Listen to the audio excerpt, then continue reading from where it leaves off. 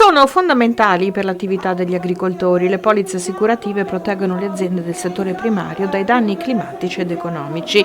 Sono polizze agevolate per cui sono già stati stanziati per il Veneto 80 milioni di euro, un contributo però che gli agricoltori non hanno ancora visto.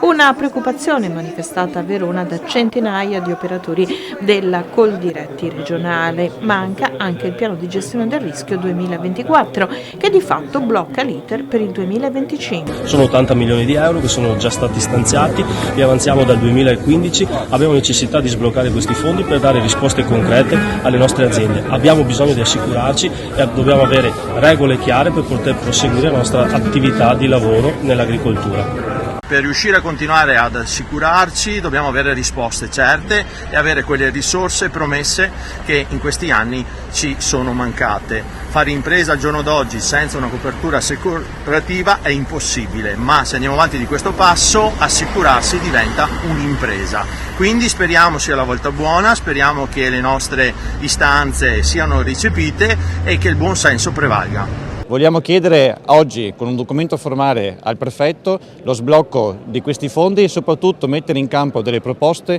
per riformare il sistema assicurativo di cui oggi il nostro mondo ha bisogno.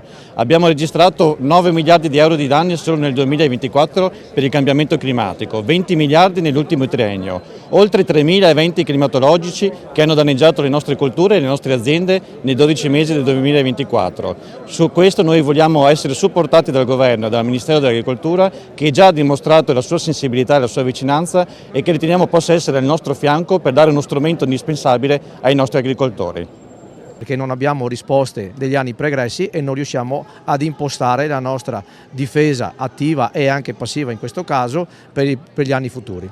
Ma la cosa più certa è questa, che le compagnie di assicurazioni le paghiamo a fine novembre, dai 20 ai 30 di novembre, e i ritardi e i contributi ci arrivano quando ci arrivano. A noi ci serve sapere in quanto ammonterà il contributo e quando arriverà. Questa è la certezza al quale noi chiediamo al Ministero di creare comunque un impegno che ci dia sicurezza nei termini e nelle quantità. Questo è il futuro che chiedono le nostre aziende agricole.